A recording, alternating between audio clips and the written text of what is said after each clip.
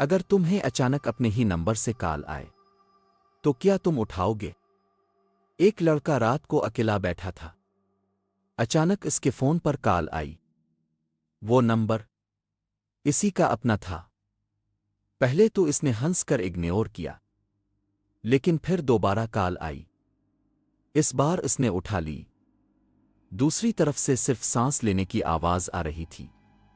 वो घबरा गया। इसने पूछा, कौन हो तुम?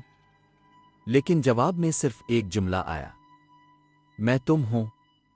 5 मिनट बाद का इसका दिल तेजी से धड़कने लगा। वो फौरन उठा और कमरे का दरवाजा चेक किया। सब कुछ बंद था।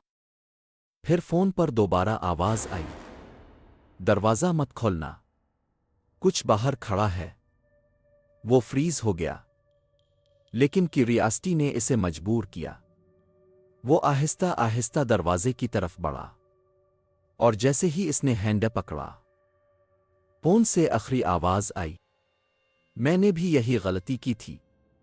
और जैसे ही इसने दरवाजा खोला, इसके सामने वही खड़ा था, बिल्कुल वैसा ही जैसे वो खुद था।